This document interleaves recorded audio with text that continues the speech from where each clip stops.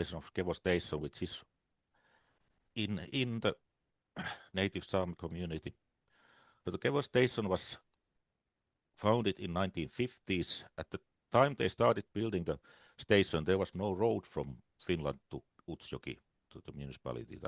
The first road was constructed about the same time as the station was opened. Here's the opening of the station with the former president of Finland, Urho Kekkonen, sitting there in a chair. So we are the northernmost university research station and research station in EU and continental Europe, with very little staff. For most of the work is done by researchers and teachers, university teachers coming to Kevo. But we have some staff. We have 2 persons nowadays working permanently in Utsjoki. Then we have 3 persons like I myself that are kind of nomadic. We spend most of the time during winter at the university, and then we have seasonal workers. And for this today's context, part of Kevo staff has kind of always, I cannot guarantee that every year, but from the very beginning, part of the staff has been local Sámi people from Utsjoki, and that has been really important for the station. So the station has capacity to accommodate about 50 guests at a time in summertime. We have good laboratories, workshop, accommodation buildings, etc. And it's open for visiting scientists and student courses from University of Turku as well as all academic institutions internationally. And there are also some other research institutions working at the same area that the Kevo Station, like Finnish Meteorological Institute and some foreign institutions as well. And Utsjoki municipality, it's the northernmost municipality in Finland and that way also in the EU. And there are about 1,100 inhabitants in Utsjoki, and about half of them are Sámi, so that they are speaking Northern Sámi. And Utsjoki borders to the Norway by the Deatnuo Teno, or in Norwegian Tana River, which flows to the Arctic Ocean, which is also a major spawning river for the Atlantic salmon, and it's also the river the border cuts the Sámi community to Finnish and Norwegian half, but well, the border hasn't got so much meaning there, but except what Niklas was saying, that the reindeer herding, it cuts the border completely.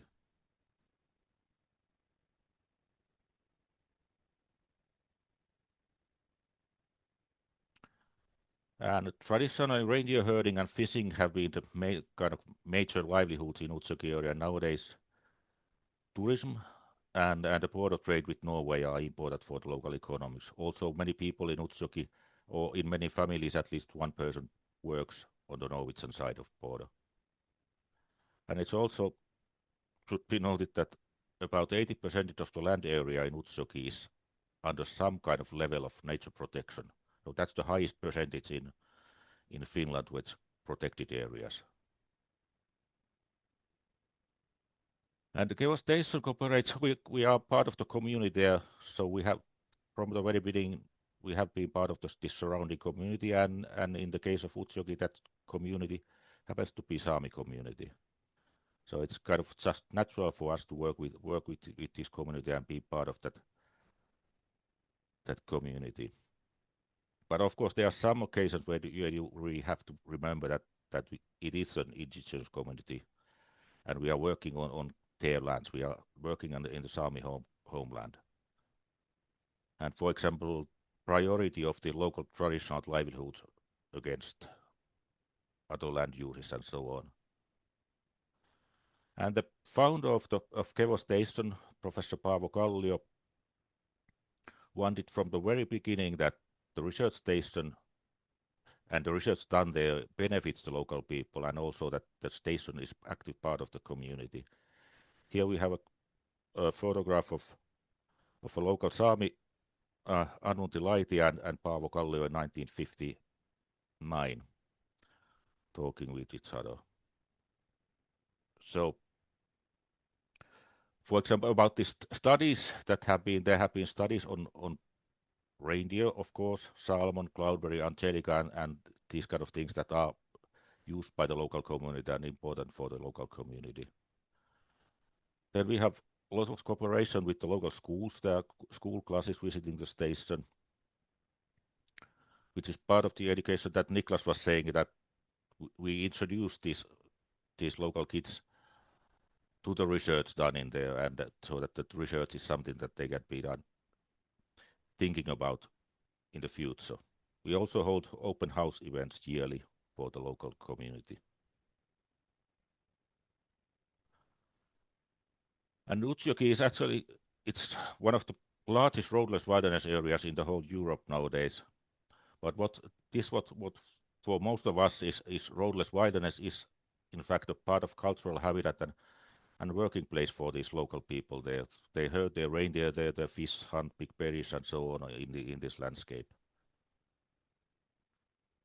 And there's just one very concrete example of something that you have to take into consideration working in Utsjoki areas, that the reindeer herders don't want anyone to disturb and scare their reindeer, especially when they are gathering or moving their reindeer seasonally.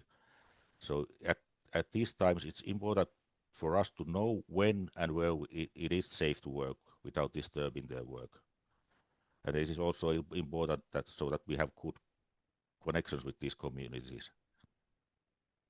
And in these kind of situations, it helps a lot that we have local staff that are from the reindeer herding families there and help us to communicate with this community. And these local people also and these reindeer herders know the surrounding landscape much better than anyone else in the area, so they are a good people to connect if you want to know, find a certain kind of study site, for example.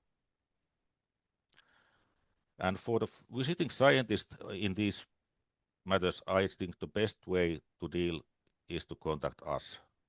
Contact us at the station in advance when they are planning their field work in Utsjoki.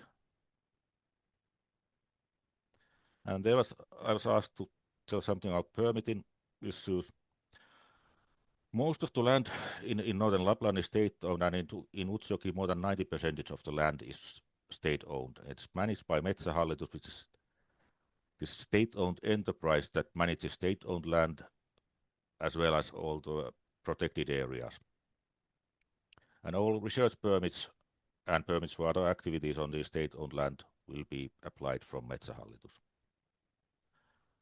They don't have an obligation, but in practice, if there are some activities that may have an impact on reindeer herding, Metsähallitus usually requires that the activity is approved also by the local reindeer herding cooperative.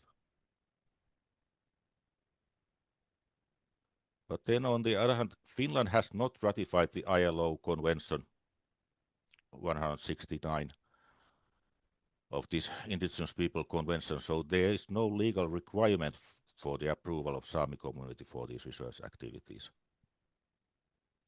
But recently the Finnish Sámi parliament has adopted this procedure of seeking free, prior and informed consent from the Sámi parliament in Finland for research projects dealing with Sámi and Sámi cultural heritage and traditional knowledge. But this is this is voluntary nowadays. But we at Kevo Station encourage all researchers working at the station that they would follow this procedure if it's applicable for their research.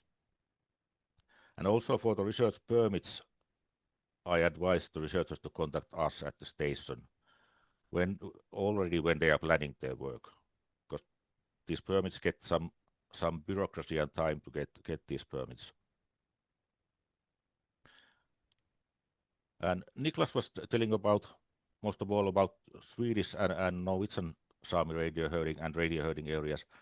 In Finland, not all the reindeer herders are Sámi, so about 1/3 of Finland is reindeer herding area, and the southern part of that is completely ethnically Finnish reindeer herding area. Then there's this border to the northern area, which is kind of the area specifically intended for reindeer herding, so their reindeer herding is prioritized over other land use forms. And then in the north we have this border of Sámi homeland area where the north of this area, that's Sámi reindeer herding.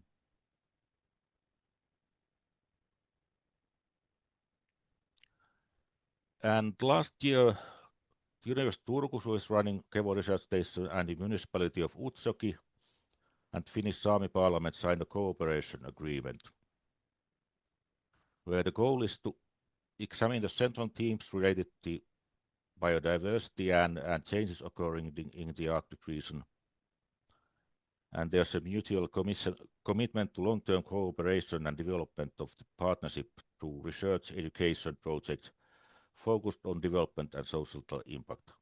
And they are emphasizing that kind of multidisciplinary nature of this, so that human activities, customs and traditions, livelihoods, language, culture, they are all interlinked with changes in the environment, in climate and biodiversity, as well as also with challenges posed by changing geopolitics.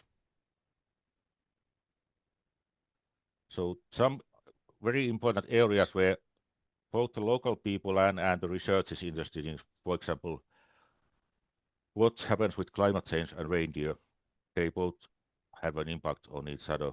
And then big question in Utsjoki, where we are along this Teno River, is the collapse of this original Atlantic salmon and the invasion of this introduced Beringian pink salmon. So, thank you.